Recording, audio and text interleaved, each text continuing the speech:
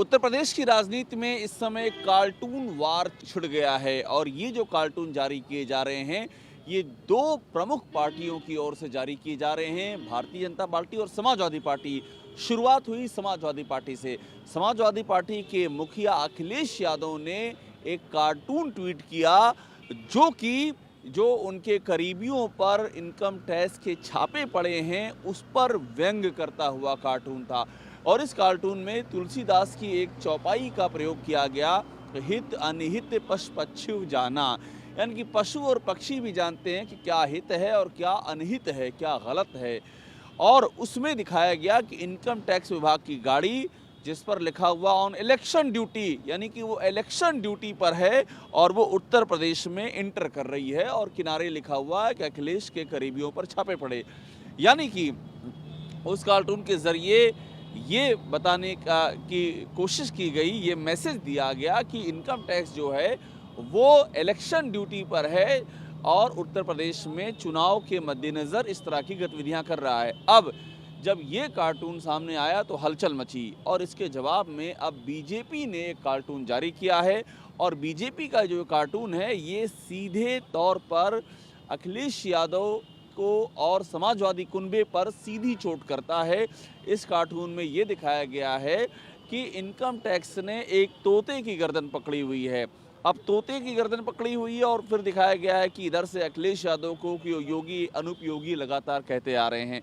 और बड़ी बात है कि इस कार्टून में नेशनल ड्यूटी, इनकम टैक्स को राष्ट्रीय सेवा में काम करता हुआ दिखाया गया है। इनके अखिलेश यादव ने जो कार्टून ट्वीट किया था उसमें इलेक्शन ड्यूटी लिखा था और इस कार्टून में लिखा हुआ है नेशनल ड्यूटी।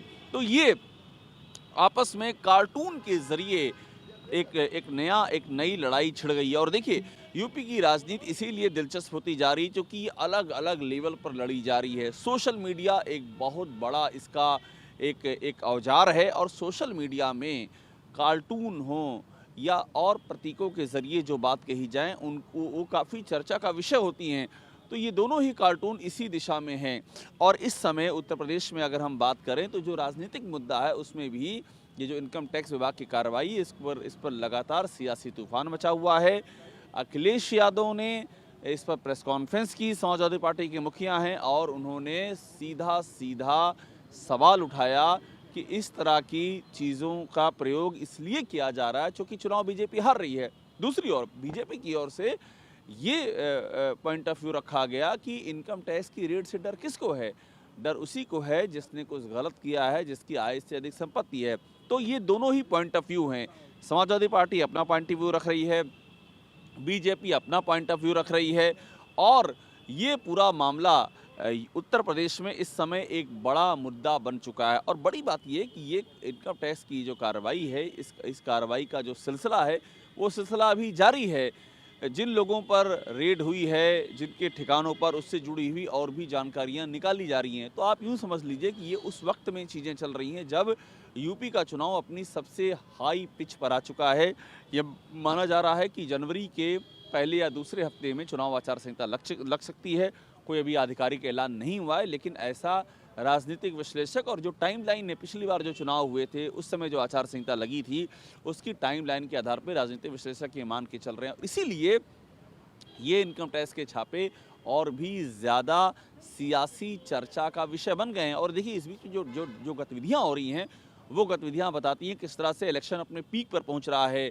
जन विश्वास यात्राएं बीजेपी ने निकाली अलग अलग हिस्सों से और बीजेपी के जो शीर्षस्थ नेता थे, उनके राष्ट्रीय अध्यक्ष जेपी नड्डा से लेकर के रक्षा मंत्री राजनाथ सिंह, केंद्रीय मंत्री स्मृति ईरानी, ये सब लोग मैदान में उतरे। उधर अखिलेश यादव भी इस छापे के बाद भी, ऐसा नहीं है कि इस छापे से उनके किसी कार्यक्रम में कोई परिवर्तन आया हुआ हो। अगला जो रथ यात्रा का फेज़ है वो मैनपुरी से एटा का शुरू कर रहे हैं और ये वो इलाका है जो समाजवादी पार्टी का गढ़ माना जाता रहा है। हालांकि पिछली बार के चुनाव में बीजेपी ने यहाँ पर भी अच्छी जीत हासिल की थी, लेकिन ये गढ़ रहा, इससे भी कोई इनकार नहीं कर सकता है। तो अपने गढ़ को वापस पाने के लिए भी ये लड़ाई है और अखिलेश यादव उस इलाके में रथ यात्रा के जरिए मैसेज देने जा रहे हैं। शिवपाल सिंह यादव ने भी इस बीच में इटावा में आज एक प्रेस कॉन्फ्रेंस की और उन्होंने ये कहा कि वो साथ में है अखिलेश यादव के और वो बीजेपी को हटाने के लिए, समाजवादी पार्टी को जिताने के लिए जो भूमिका दी जाएगी उस भूमिका का निर्वहन करेंगे। तो फिर बात वही समझने की, ये लड़ाई जो है बहुत ही कट टू कट हो चुकी है, 1 on 1 कहते हैं, यानी कि बीजेपी और समाजवादी पार्टी। किसी तीसरी पार्टी के लिए फिलहाल इस लड़ाई में कोई स्कोप, अगर हम राजनीतिक विश्लेषकों की माने, उनके हवाले से ये बात मैं कह रहा हूँ, चूँकि जब आप चर्चा कीजिए तो वो यही मानते हैं कि ये कट टू कट है, बीजेपी और सपा इस कदर ये लड़ाई आगे बढ़ रही है।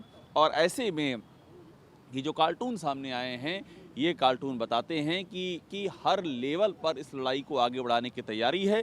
बीजेपी इस कार्टून को अपने सोशल मीडिया प्लेटफॉर्म पर सर्कुलेट कर रही है, बीजेपी के समर्थक सर्कुलेट कर रहे हैं। उधर अखिलेश यादव ने जिस कार्टून को ट्वीट किया है, उनके समर्थक उसे ट्वीट कर रहे हैं। तो सोशल मीडिया चूँकि एक बहुत बड़ा हथियार है आज की तारीख में, जो कि ओपिनियन को, यानी कि विचारों को प्रभावित करता है, जिससे हम उस खास तौर पे उस युवा तबके को मैसेज दे सकते हैं जो कि जिसकी ज़िंदगी का एक बड़ा हिस्सा सोशल मीडिया पर सक्रियता के तौर पर बीतता है। तो इसलिए भी इन कार्टूनों के ज़रिए ये मैसेज दिया जा रहा है और ये माना जा रहा है कि आने वाले वक्त में ये जो हम कार्टून वार देख रहे हैं, ये और भी कई नई शक्लों में सामने आएगा। चूँकि अभी तो आचार संहिता लगी नहीं है, ये उसके पहले का फेज़ है, लेकिन जैसे जैसे वक्त नज़दीक आएगा कुछ और नए मुद्दे उछलेंगे और उन नए मुद्दों में भी ये जो कार्टून की क्रिएटिविटी है वो दिखाई पड़ेगी और इसके पीछे का जो पॉलिटिकल मैसेज है वो भी सामने आएगा।